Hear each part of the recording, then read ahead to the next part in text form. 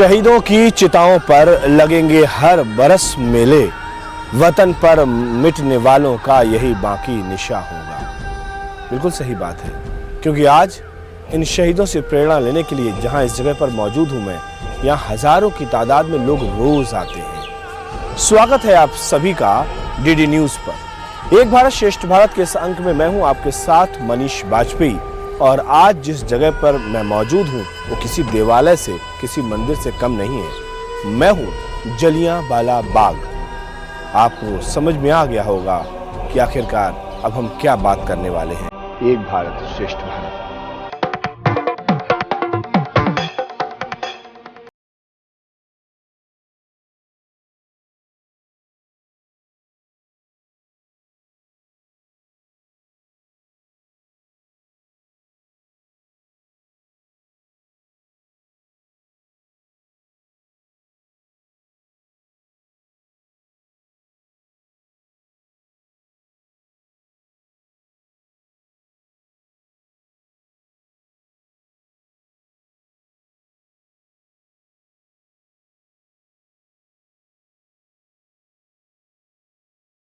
Art के पीछे भी एक भाव है।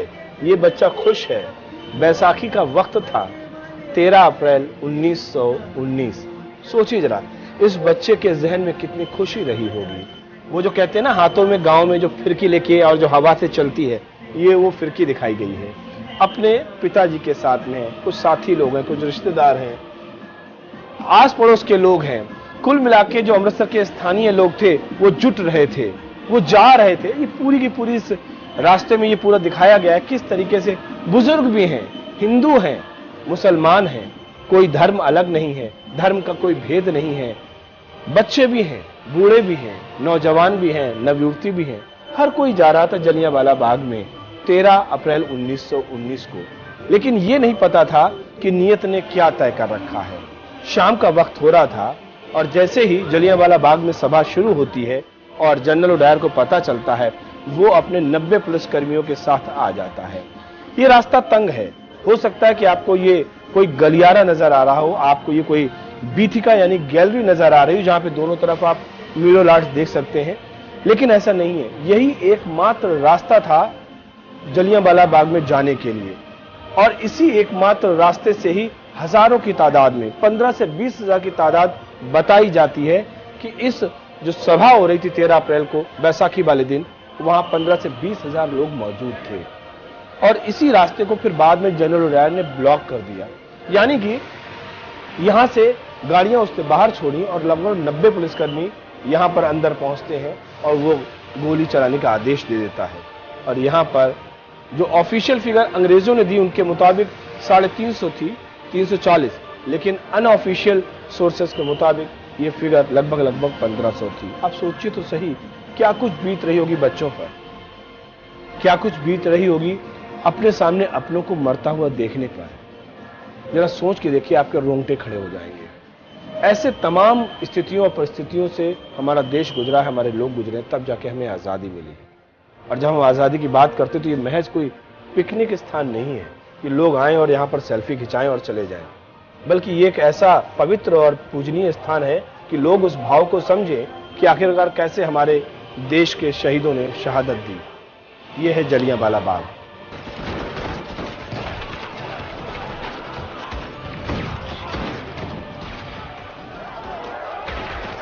तेरह अप्रैल के दिन जलियांवाला बाग जो है गोल्डन टेम्पल के पास है, और वहां पर उस दिन दोपहर के टाइम के ऊपर एक मीटिंग चल रही थी जहां पर 20,000 लोग इकट्ठे हुए थे। और ये मीटिंग उस समय ब्रिटिश सरकार के विरोध में चल रही थी। उसी समय ये बैसाखी का भी दिन था जैसा आपने बताया, तो कुछ लोग वहां पर गोल्डन टेम्पल से पास में वहां भी आए हुए थे। जनरल डायर आते हैं, उनके पास एक सेना की टुकड़ी है, 2 आर्मर्ड कार थी जो उस रास्ते से अंदर नहीं जा सकती।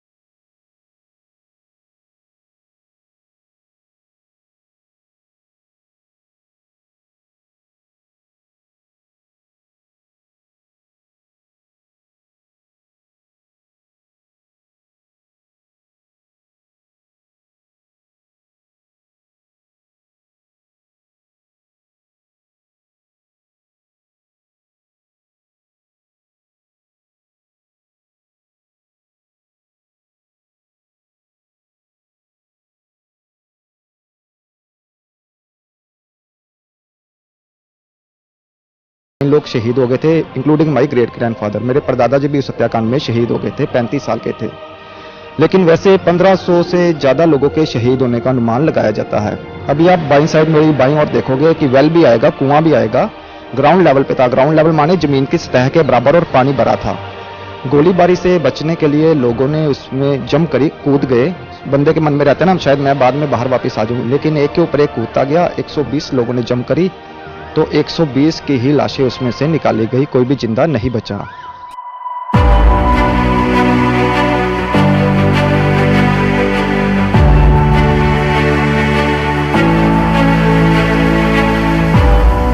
और जो सामने आप देख रहे हो स्मारक मॉन्यूमेंट, इसको कहते हैं जी फ्लेम ऑफ लिबर्टी। इसको 1961 में स्थापित करा था डॉक्टर राजेंद्र प्रसाद जी और पंडित जवाहरलाल जी नेहरू ने। शहीदों को श्रद्धांजलि हम यहीं पर देते हैं।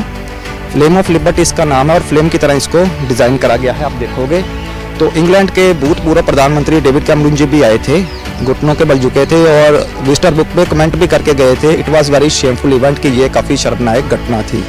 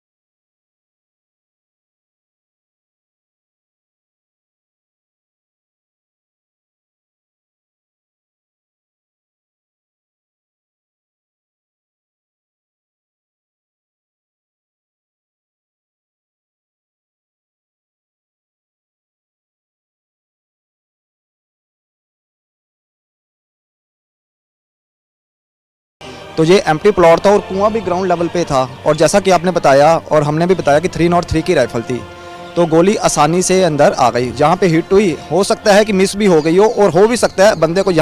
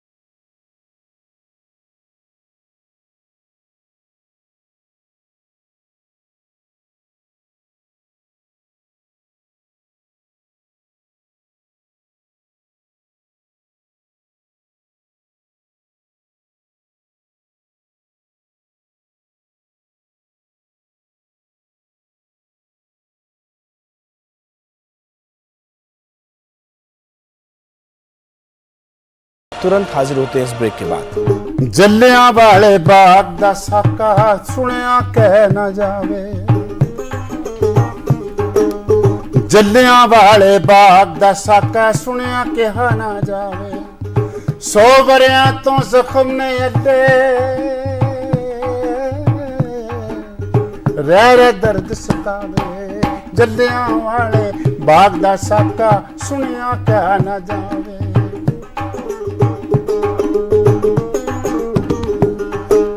अजे तीक ने गूंज दियां ओ चीकां कुरलाटां मेला वेखण आए गए ना पिंड पिया वेखे वाटां मेला वेखण घर ना आए पिंड पिया वेखे वाटां ऐसा मौत दा तांडव होया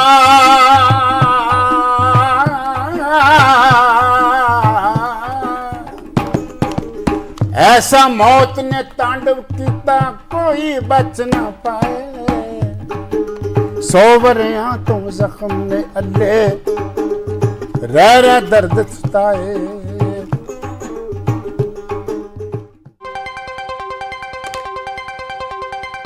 राजनीति की चाल से दुनिया के हाल तक,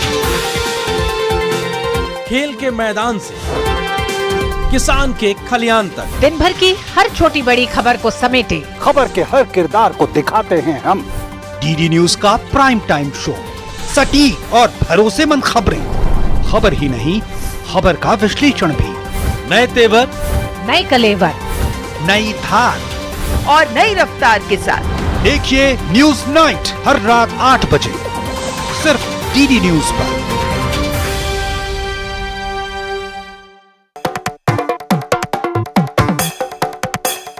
वेलकम बैक। एक बार फिर से आप सभी का स्वागत है डीडी न्यूज पर। एक भारत श्रेष्ठ भारत के इस खास अंक में मैं हूं आपके साथ मनीष बाजपेयी। दरअसल इतिहास के बारे में पढ़ने से ज्यादा अच्छा है इतिहास को समझा जाए, और वो इसलिए भी क्योंकि इतिहास को जब आप समझेंगे तो उसके पीछे जो भाव है वो आपको महसूस होगा। और जब हम जलियांवाला बाग की बात कर रहे हैं तो आपने सब कुछ पढ़ा होगा इतिहास में, लेकिन जब आप यहाँ आएंगे तो आपको समझ में आएगा कितना निर्दयी था वो जनरल डायर जिसने निहत्थे लोगों के ऊपर गोलियां चलवाई थी। बहुत सारे घटनाक्रम हैं, बहुत सारी यादें हैं, बहुत सारी बातें हैं, देखिए आप भी।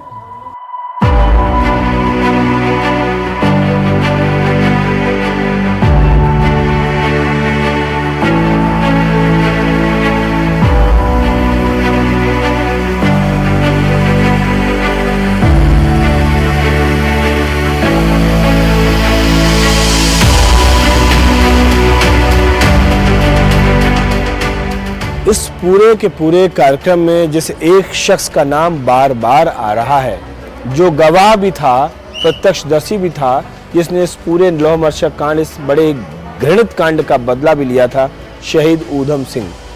उन्हीं शहीद ऊधम सिंह जी का ये आदम कद की जो मूर्ति लगी हुई है, जो प्रतिमा स्थापित हुई है, वो अंतर्राष्ट्रीय सर्वकम्बोज समाज ने इस प्रतिमा को स्थापित करवाया है। और वो इसलिए भी कि जरा सोचिए कि इनके मन मस्तिष्क में क्या रहा होगा, एक बाल मन पर क्या प्रभाव पड़ा होगा।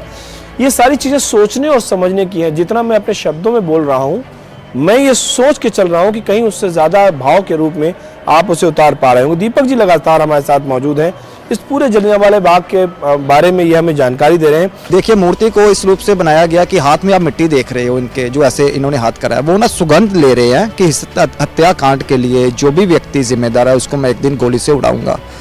बच्चे थे उस समय यहाँ पर आए हुए थे, क्योंकि इनके पिताजी का नाम टहल सिंह जी बचपन में ही अनाथ हो गए थे। पहले मदर एक्सपायर, बाद में इनके पिताजी रेलवे में गेट कीपर थे, तो अपने भाई के साथ अमृतसर के ही यतीम खाने में पले बड़े थे।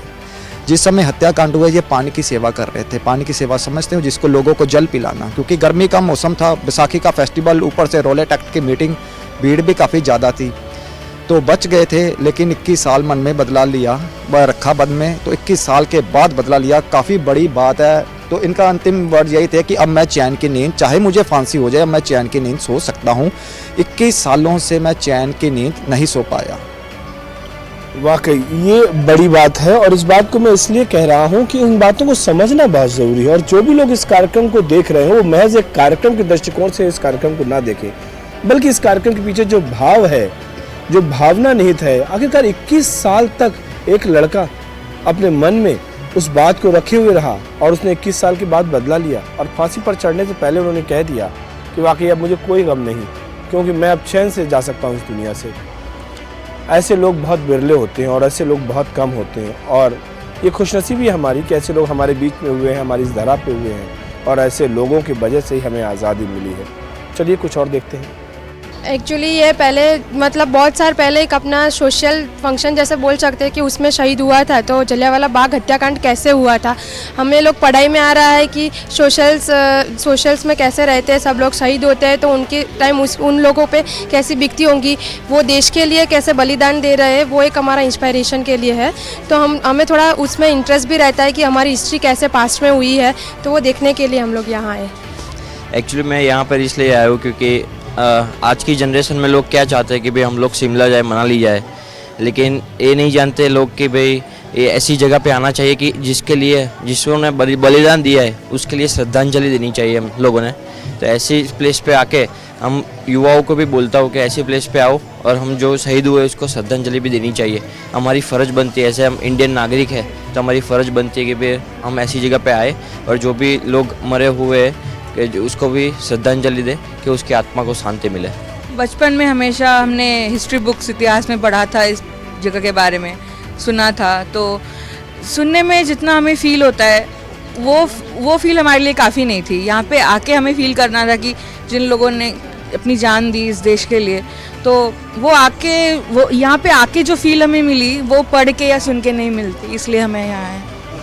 देखिए घूमने के लिए तो बहुत ही जगह है, लेकिन आके हमें समझना चाहिए लोगों के बलिदान को, एंड उसको खुद भी कुछ करना चाहिए हमें इस देश के लिए जितना हो सके। अब सबके लिए तो आर्मी ज्वाइन करना पॉसिबल नहीं है, जिसके लिए जितना हो सके वो करे।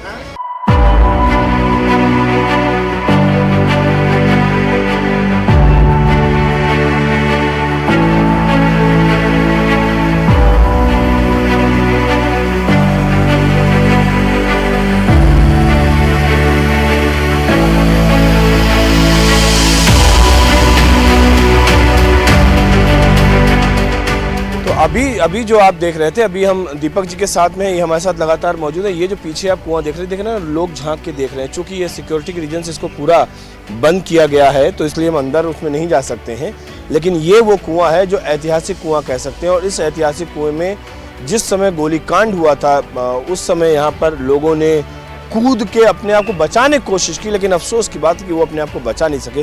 दीपक जी हमारे साथ मौजूद है। दीपक जी, इस कुएं के बारे में हम बताइए, कितना गहरा है, कितना इसका रेडियस कितना है और पानी कितने पे था और क्या कुछ हुआ, जरा बताएं। सर सबसे पहले मैं आपको बताना चाहूँगा कि इसको कुआं कहते हैं, वेल है। ये ना ग्राउंड लेवल पे था। ग्राउंड लेवल माने ज़मीन की सतह के बराबर और पानी भरा हुआ था।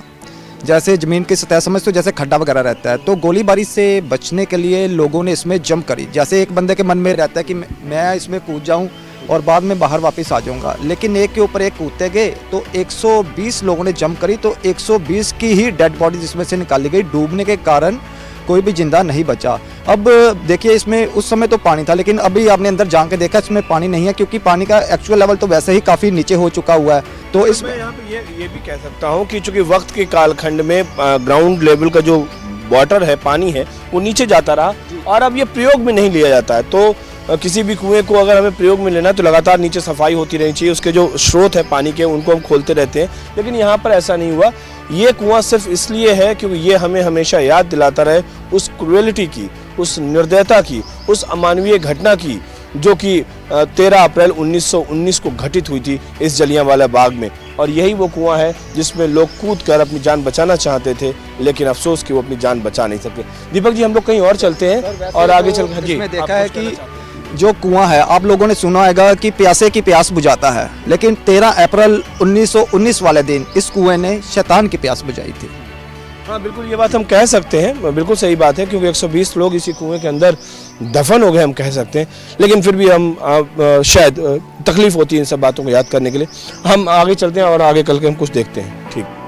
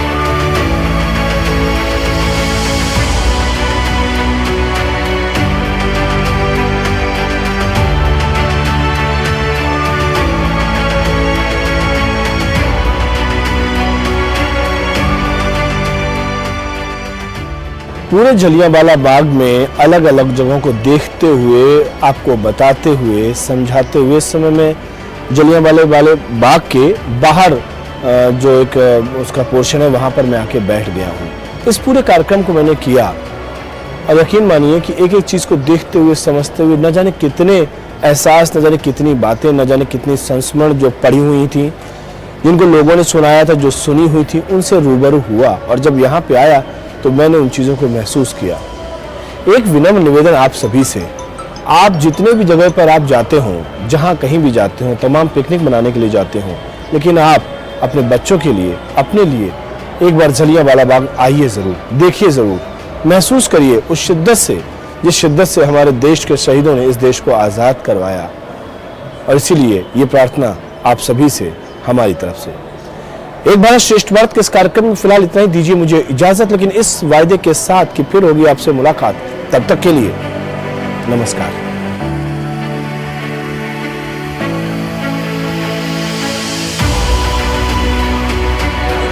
The tragedy of Jallianwala Bagh in 1919 is a shameful scar on British Indian history.